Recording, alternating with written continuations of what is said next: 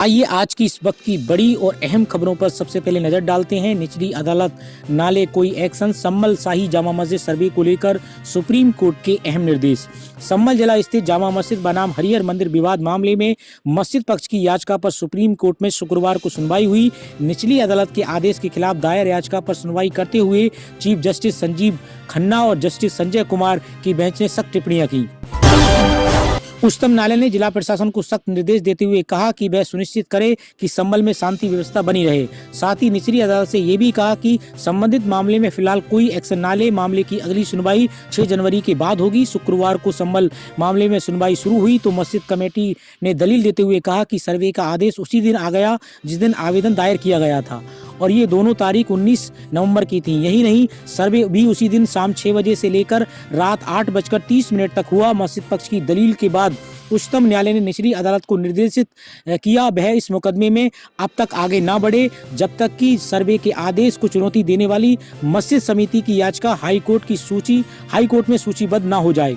इसके अलावा कोर्ट ने कमिश्नर की रिपोर्ट को सीलबंद लिफाफे में रखने और इस दौरान उसे न खोलने के भी निर्देश दिए हैं। साथ ही उत्तर प्रदेश प्रशासन को भी सख्त निर्देश दिए हैं कि सम्मल में शांति और सद्भाव बनाए रखनी चाहिए। सुनवाई के दौरान सुप्रीम कोर्ट ने याचिकाकर्ताओं से पूछा कि आप हाई कोर्ट क्यों नहीं गए? आपको नहीं लगता कि इस मामले में पहले हाई कोर्ट जाना उचित होगा? उन्होंने कहा कि बेहतर होगा कि आप अपनी दलीलें उचित पीठ के सामने रखें। वहीं आगे सीएम बनते ही हेमंत सोरेन का पहला फैसला, मैया सम्मान योजना को लेकर किया बड़ा ऐलान। मुख्यमंत्री हेमंत सोरेन ने लिया मैया सम्मान योजना के तहत लाभुकों को दिसंबर से 2500 रुपए हर महीने मिलेगा।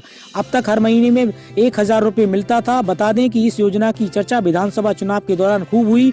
माना जाता है कि इस योजना का लाभ सीधा महिलाओं को पहुंचकर ही जेएमएम सत्ता पर फिर से काबिज हो पाई है। उत्तर प्रदेश विधानसभा उपचुनाव में भारतीय जनता पार्टी के गठबंधन ने 9 में से 7 सीटें जीतने के बाद एक बार फिर से मंत्रिमंडल में फेरबदल की चर्चा तेज हो गई है।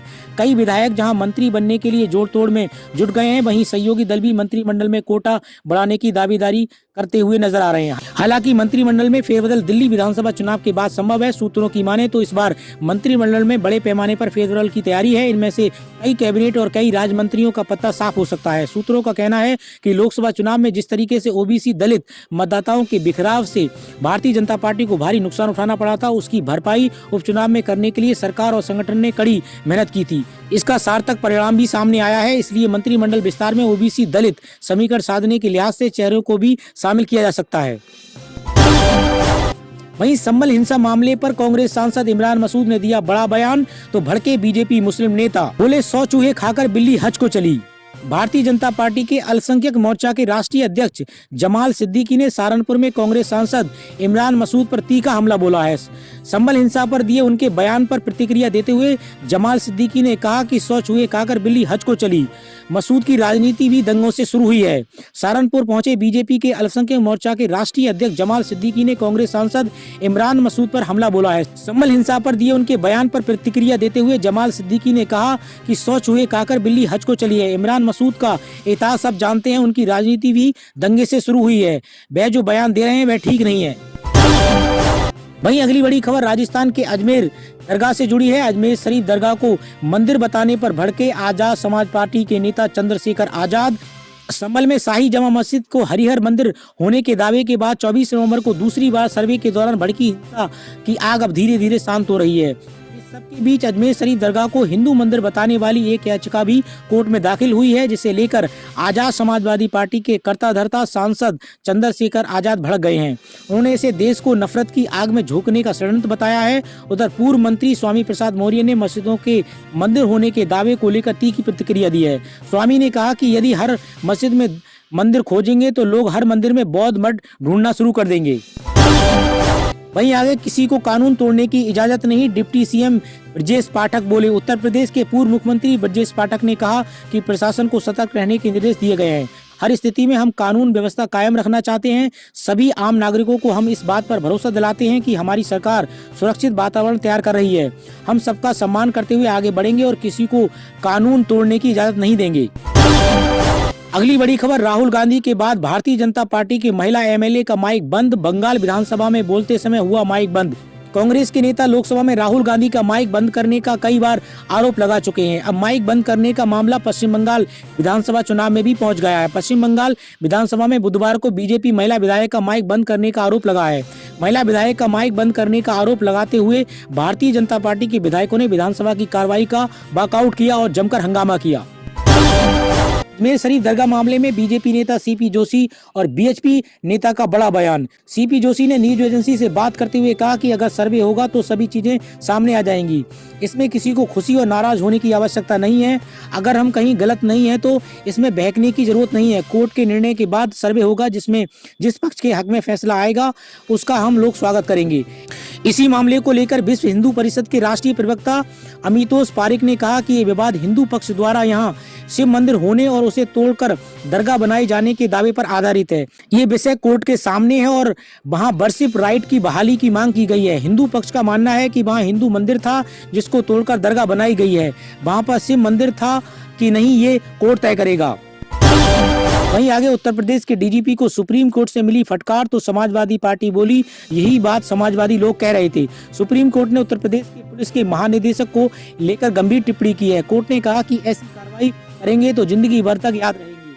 अब कोर्ट की इस टिप्पणी पर समाजवादी पार्टी के प्रवक्ता अनुराग भदौरिया ने प्रतिक्रिया दी है। उन्होंने कहा कि यही बात हम लोग कह रहे थे। बांग्लादेश में हिंदू सन्यासी चिमन्य कृष्ण दास की गिरफ्तारी के बाद हालात लगातार तनावपूर्वक बने हुए हैं। वहाँ अल्पसंख्यकों पर अत्याचार के मुद्दे ने भारत तक अपनी गूंज पहुंचाई है। पश्चिम बंगाल में इस मुद्दे पर सियासत गर्म है, जहां भारतीय जनता पार्टी और तृणमूल दोनों ने अपने अपने रुख साफ कर दिए हैं।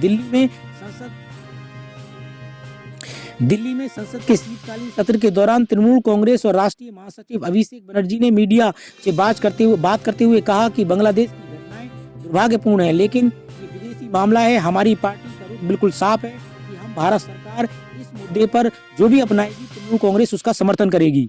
वहीं संभल मामले पर डिप्टी सीएम केशव प्रसाद मौर्य ने समाजवादी पार्टी को घेरा। सुप्रीम कोर्ट द्वारा यूपी सरकार को संभल में शांति और सद्भाव बनाए रखने के निर्देश पर उत्तर प्रदेश के उप मुख्यमंत्री केशव प्रसाद मौर्य ने कहा कि सरकार सुप्रीम कोर्ट के द्वारा दिए गए आदेशों का पालन करती है। समाजवादी पार्टी सुप्रीम कोर्ट के आदेशों के उल्लंघन करने का काम करती है। मैं समाजवादी पार्टी के गुंडों और दंगाइयों को सलाह देता हूं कि वे माहौल खराब ना करें, वरना उनकी पार्टी डूब जाएगी। आगे पाकिस्तान में शिया मुस्लिमों के कत्लेआम के विरोध में लखनऊ में प्रदर्शन। उत्तर प्रदेश की राजधानी लखनऊ में पाकिस्तान सरकार के खिलाफ शिया समुदाय ने जमकर विरोध प्रदर्शन किया। शिया समुदाय के संगठन हैदरी टास्क फोर्स ने पाकिस्तान में शिया समुदाय के नरसंहार के विरोध में प्रदर्शन किया।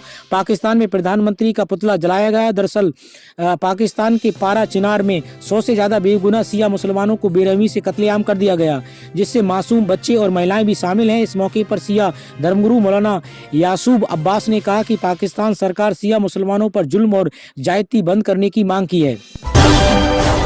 वहीं आगे चिन्मय दास की गिरफ्तारी पर भड़के जगत गुरु श्री राम भद्राचार्य, कही बड़ी बात। बांग्लादेश में चिन्मय कृष्ण दास की गिरफ्तारी को लेकर लगातार विरोध प्रदर्शन जारी है। बांग्लादेश में हिंदुओं पर हो रहे अत्याचार और हमले की घटनाओं के बीच इस्कॉन से जुड़े चिन्मय कृष्ण दास की गिरफ्तारी को लेकर दोनों देशों के बीच संबंध बेहद खराब होते हुए नजर आ रहे हैं। इसे लेकर तमाम लोगों की प्रतिक्रियाएं सामने आ रही हैं। इसी क्रम में जगत गुरु श्री राम भद्राचार्य ने बांग्लादेश में चिन्मय कृष्ण अधिकारी की गिरफ्तारी पर नाराजगी जाहिर करते हुए कहा कि बांग्लादेश को ऐसा नहीं करना चाहिए।